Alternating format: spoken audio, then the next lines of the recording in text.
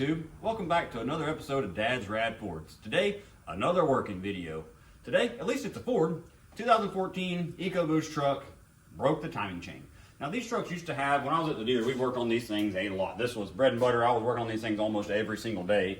These things have inherent timing chain and timing drive issues, timing chain stretch issues. Unfortunately, this one has a ton of miles and it broke the chain, bending some valves. So no repairing this one. We're gonna put another engine in. All right, guys, let's get ready, get into this, see what it takes to get the engine out of this F-150. So there's a couple of different ways to get this engine out. You can pull them out the traditional way, right out the front. You gotta take all this stuff off the front end and it will come out the front. It's not the easiest way. If you have a hoist, my opinion, the only way to do it is to pull this cab off of it. At the Ford dealer, obviously we were pulling cabs off of these F-150s. In my stall, I had two stalls at the Ford dealer. Every day, any day of the week, I had the cab off of an F-150.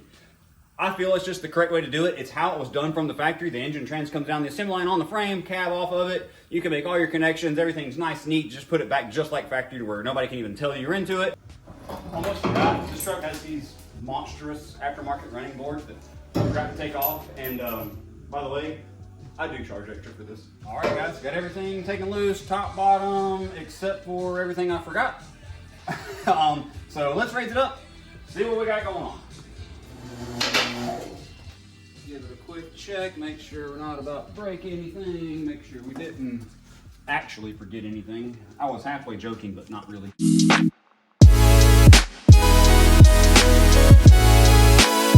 guys, cab is up. As you can see, this is the way to do it, in my opinion, because look, we got the whole drivetrain right here in front of us, access to anything. It's not even the taking it apart access. It's when we go back together, we can put all the harness, all the hoses, every little clip, wire nut, retainer, anything in place like it goes from the factory. Untuck some of this stuff, this battery cables, and once you start unfolding all this stuff out of the way, I know it looks like a horrendous mess, and if you're not used to it right now, it's like, oh my Lord, you'll never get that back together. But trust me when I say it's really not that bad, and I've done so many of them.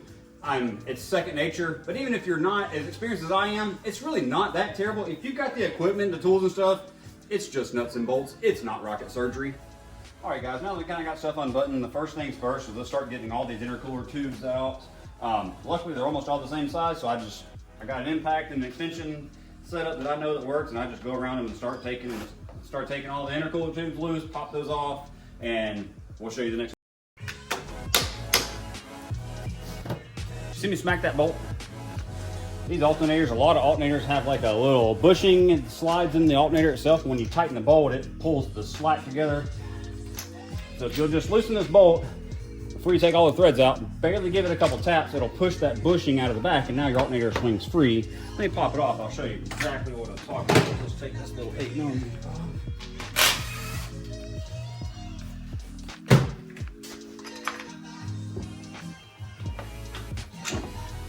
Got this little deal in the back of the alternator. Thread the bolt in. When you loosen it, you take it all but the last couple of threads, give it a couple of taps that way, slides that back, that way and go back together. You can just slide your alternator right on instead of wrestling that bushing. Pro tip. Don't ever let your tool guy tell you that your trim tool is not a pry bar, because he's lying. Another pro tip real fast. These little wire retainers, this is actually a vacuum hose, but see, it's a wire retainer. It's supposed to, see how it's broken already? It's supposed to snap in there, little Christmas tree looking deal like this, typical wire retainer. Here's a pro tip to keep from breaking these things, because these, as soon as you put your trim tool under it, pop it off, they break. They get hot and brittle. Here's what I actually do. This is what we used to do at the dealership all the time. Makes it look a little nicer. See how it's just got a zip tie ran through a channel? Let's cut this zip tie off. Pull the old zip tie out. So now we just have this little block. Obviously this one's broken. We're just using this for example, showing you what not to do. Thread your new zip tie through, wrap it around your wire, vacuum hose, etc. If this one wasn't broken, then you would have brand new secured wire retainer that you can drop right in there. We give you a better live action on one that's not broken. Set out, set on the ground. We'll get our replacement picked up, put in here. We'll show you guys what we're putting back in here and what we're going to do before we set everything back in.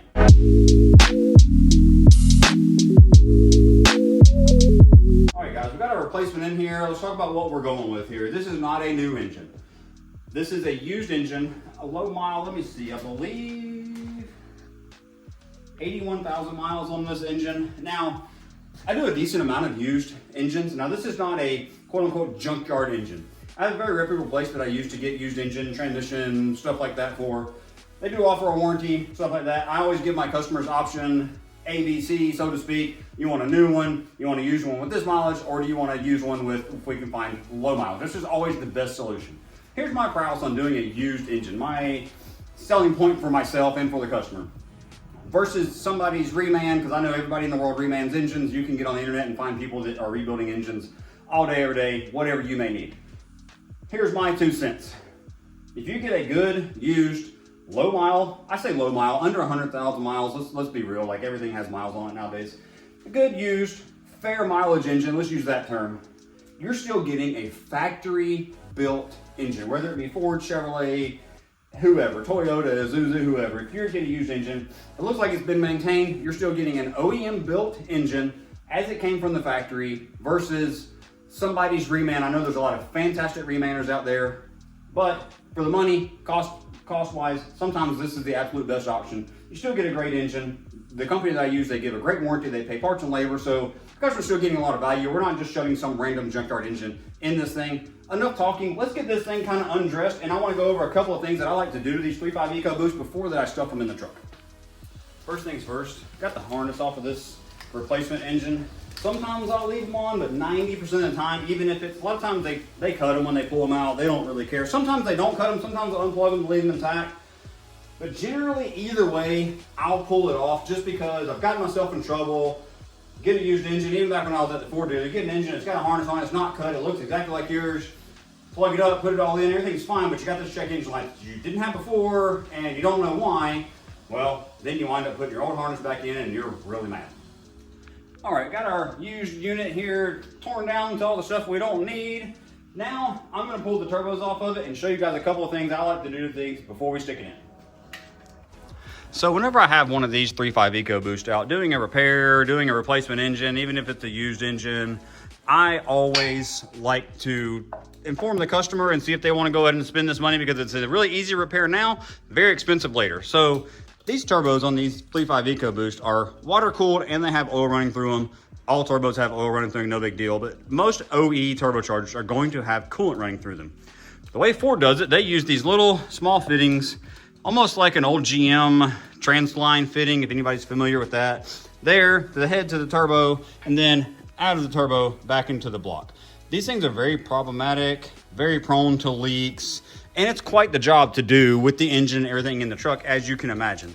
So I've got all new fittings, lines, tubes, gaskets from Ford. We're gonna swap all that onto this thing before we get it in there, just for a little bit better repair and a little bit of a peace of mind.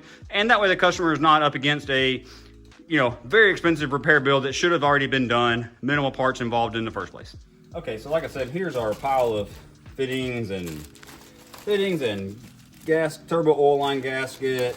I replaced, like I said, all the tubes. This is a supply.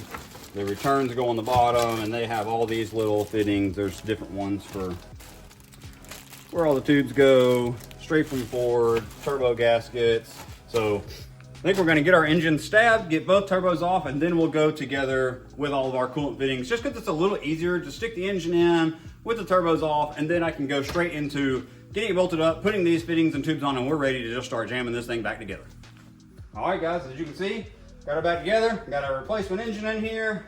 Got all of our turbo parts put on, fittings, lines, gaskets, whatnot.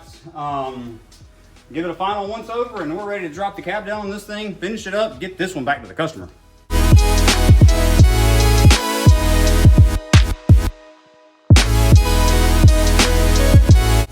All right, guys, cab's down. Let's get it running.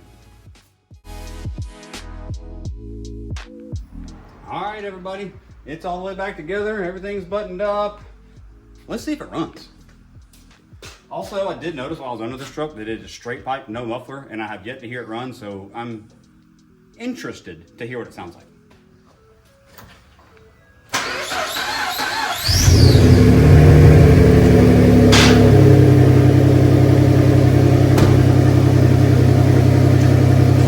Well done. There we have it. Another job well done. test drive, work the cooling system, all that fun stuff. Got a couple running boards back on it, but yeah, another job, ready to go back to the customer. Hey, you guys stick around if you like this kind of stuff. This is what we do every week. We don't always get to play with cars and everything, but this is the grind. This is what pays the bills right now because y'all ain't right now. So yeah, stick around if you're enjoying this. Hang out with us because there's a lot more where this comes from. Appreciate it. Like, subscribe. Come on back around for the next one.